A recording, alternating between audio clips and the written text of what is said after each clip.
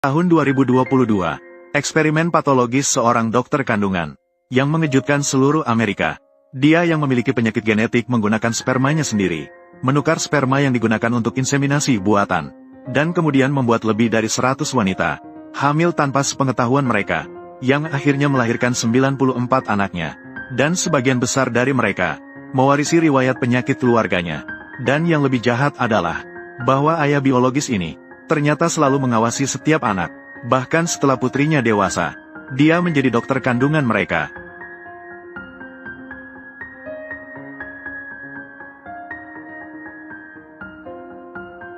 Dia memanfaatkan keinginan pasien untuk memiliki anak, diam-diam melaksanakan rencana yang menyimpang. Semua ini bermula dari seorang gadis. Jacoba selalu merasa berbeda dari keluarganya. Keluarganya semua berambut hitam dan bermata hitam, sementara dia berambut pirang dan bermata biru. Jadi dia selalu tidak bisa menahan diri untuk bertanya kepada ibunya, apakah dia adalah anak yang diadopsi.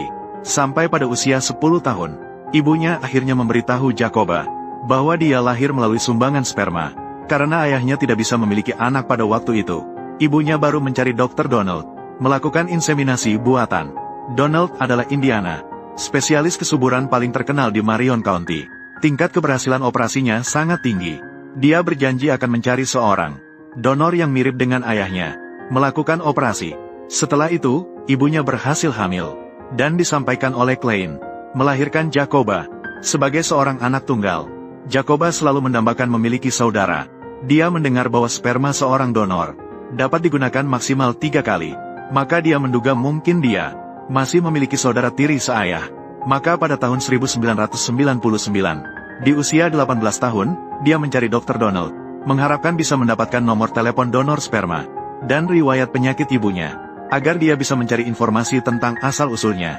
Namun Donald menolak dengan tegas, dan menyatakan bahwa riwayat penyakit ibunya sudah dihancurkan, karena pada saat itu tidak ada tes genetik yang diperdagangkan. Jacoba kemudian membatalkan niatnya untuk mencari asal-usul. Hingga tahun 2014, dia secara kebetulan melihat iklan tes genetik. Jadi, dia melakukannya dengan rasa ingin tahu. Tetapi hasilnya membuatnya terkejut. Dia tidak hanya memiliki 7 saudara tiri seayah. Dia juga didiagnosis dengan suatu penyakit genetik yang disebut sindrom Marfan. Sesuai dengan peraturan, orang dengan penyakit genetik yang mempercepat dilarang untuk mendonorkan sperma. Dan untuk menghindari perkawinan sedarah, penggunaan sperma dari masing-masing donor tidak boleh lebih dari 3 kali. Jelas ada yang mengabaikan peraturan. Suatu ketika saat mengobrol, seseorang tiba-tiba melontarkan lelucon. Jika donor sperma adalah dokter itu sendiri, bukankah itu sangat gila? Tak disangka, lelucon itu segera terbukti. Mereka melalui pencocokan pasangan, menemukan seorang sepupu jauh bernama Sylvia, dan sepupunya ternyata adalah Dr. Donald. Semua tanda menunjukkan, dokter kandungan ibu mereka, kemungkinan besar adalah ayah kandung mereka. Jacoba tiba-tiba merasa mual. Mengapa Donald melakukan ini? Sudah berapa lama dia melakukannya? Berapa banyak saudara kandung yang mereka miliki? Sejumlah pertanyaan tak terhitung muncul di benak Jacoba. Namun, menghadapi pertanyaan Jacoba, Donald tidak hanya sepenuhnya membantah, tetapi juga dengan tegas menolak untuk memberikan gennya. Untuk membuktikan bahwa dia tidak bersalah, Jacoba terpaksa memberitahu keempat anak Donald melalui pesan teks, dan menanyakan apakah mereka pernah mendonorkan sperma. Tetapi semuanya memberikan jawaban negatif. Tak lama kemudian, anak Donald, Doug, bertemu dengan Jacoba. Dia menyatakan bahwa dia sudah berbicara dengan ayahnya. Dia mengakui bahwa dia memang adalah ayah biologis Jacoba. Hanya karena saat itu dia benar-benar tidak dapat menemukan donor sperma yang cocok, maka dia melanggar aturan dengan menggunakan benihnya sendiri. Namun, tindakan seperti itu tidak lebih dari 10 kali. Donald jelas berbohong. Karena tidak lama kemudian ada saudara ke-14, Julie. Dan kali ini tindakan Donald semakin menjijikan. Berbeda dengan Jacoba, ayah Julie dapat memiliki anak, hanya perlu melakukan 1 inseminasi buatan untuk berhasil hamil. Namun saat operasi, Donald membuang sperma pria lain, lalu menggantinya dengan sperma miliknya sendiri, sehingga ibu Julie hamil dengan anaknya. Beberapa dekade kemudian, keluarga Julie yang mengetahui kebenaran hampir hancur. Ini benar-benar menghapus identitasmu. Kamu sudah tidak tahu siapa dirimu lagi. Julie mengalami keraguan diri dan krisis identitas, dan ayahnya bahkan lebih sulit untuk menerimanya. Donald tidak hanya mencuri hak reproduksinya, tetapi juga menginjak-injak identitas dan martabatnya sebagai seorang ayah. Suami saya mulai menangis. Dia berkata, dia mengambil semua yang saya miliki. Atas pengaturan Doug, Jacoba dan 6 rekan lainnya bertemu dengan Donald sekali. Tetapi tidak menyangka pertemuan ini akan begitu mendebarkan. Donald punya senjata tersembunyi, seolah-olah mengancam mereka secara diam-diam. Kemudian dia berjalan mengelilingi meja seperti sedang memeriksa objek percobaan. Mengelilingi meja satu putaran, bertanya satu persatu tentang usia dan pekerjaan setiap orang, seolah-olah memberi nilai pada hasilnya sendiri. Jacoba tiba-tiba merasakan kedinginan. Di mata Donald, mereka sama sekali bukan anak-anaknya, hanya sekadar sampel data percobaannya. Ketika ditanya mengapa ia menyalahgunakan spermanya sendiri, Donald malah mengeluarkan sebuah Alkitab. Lalu dengan penuh kesedihan ia berkata, para ibu itu terlalu ingin memiliki anak mereka sendiri. Ia melakukan ini, namun, ia hanya membantu mereka mewujudkan impian. Ia dengan santai mengakui, paling banyak tidak lebih dari 15. Namun kali ini tetap saja sebuah kebohongan. Matt adalah korban yang ke-17. Menurut ingatan ibunya, setiap kali pergi berobat ke Donald, kapan saja, di dalam kantor hanya ada Donald seorang. Sekarang ia baru mengerti, ketika ia terbaring di meja operasi, Donald ada di ruangan lain, melakukan hal-hal kotor yang tak terkatakan.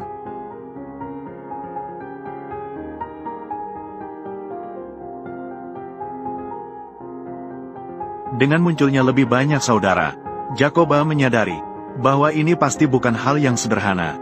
Donald pasti memiliki semacam konspirasi yang tidak diketahui orang. Maka ia melaporkan kepada Jaksa Negara bagian Indiana, menulis surat pengaduan. Harapannya agar pihak berwenang menyelidiki masalah ini. Namun, semua surat pengaduan tenggelam tanpa jejak. Dalam keadaan terpaksa, ia hanya bisa mencari media lokal. Peristiwa ini terungkap di televisi, meskipun menyebabkan kegemparan besar di kalangan masyarakat.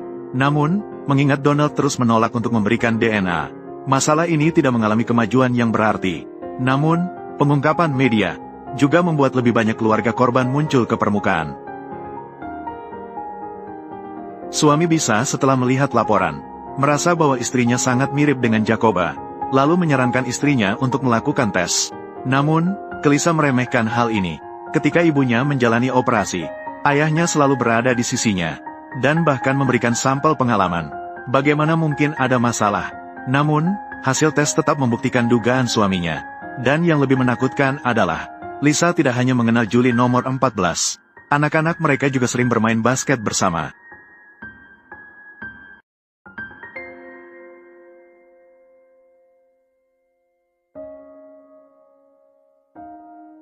Mereka sebagian besar tinggal di komunitas yang sama.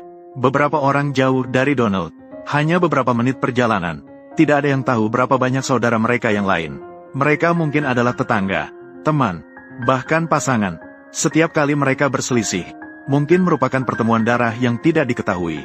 Ketika batas dalam pintu mulai dilanggar, semua keluarga menggigil dalam krisis.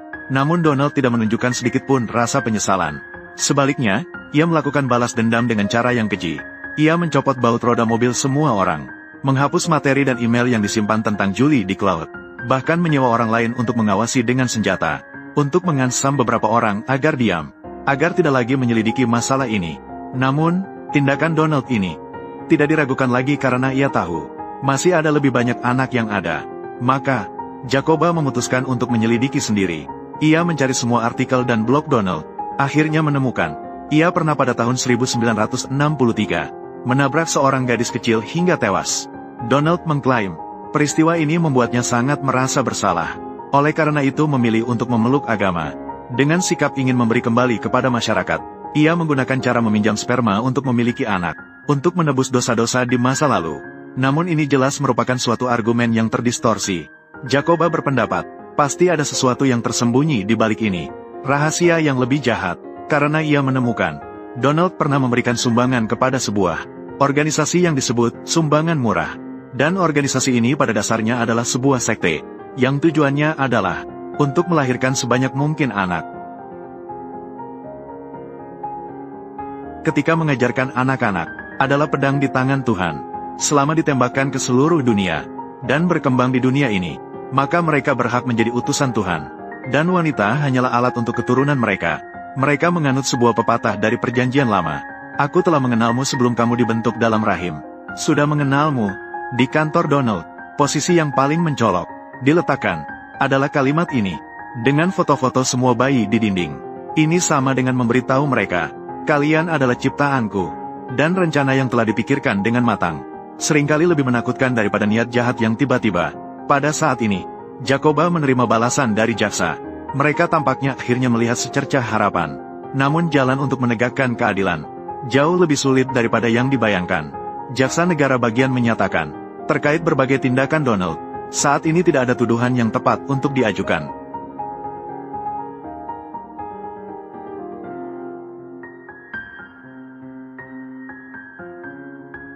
Saya tidak menyangkal bahwa ini adalah sebuah pelecehan seksual. Namun secara hukum, ini bukanlah sebuah pelecehan seksual.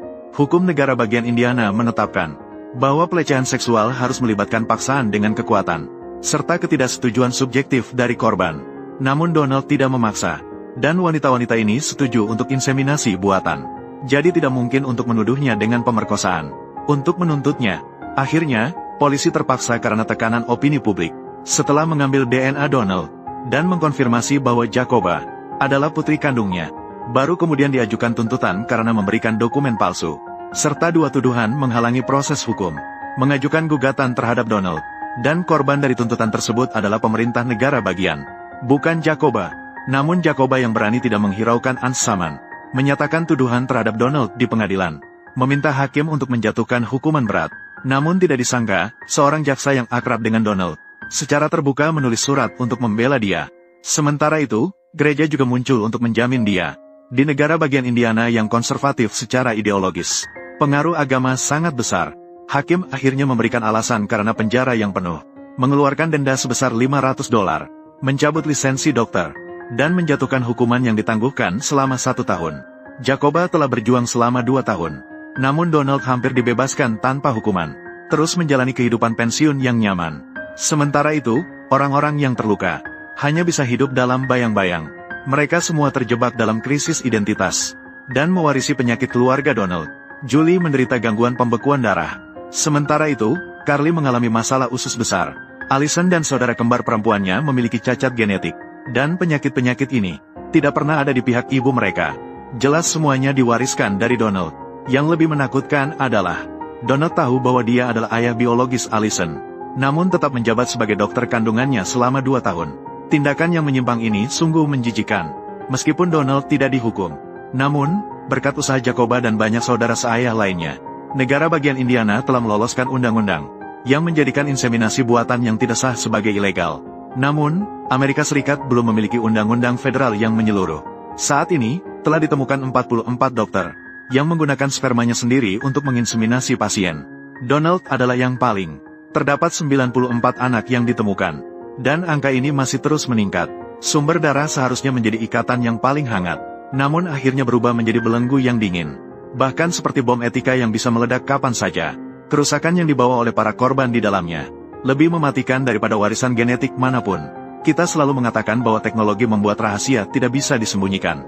Namun, ketika sistem medis masih memiliki celah regulasi, dan tidak akan dikenakan hukuman hukum, siapa yang bisa menjamin tidak akan ada Donald berikutnya?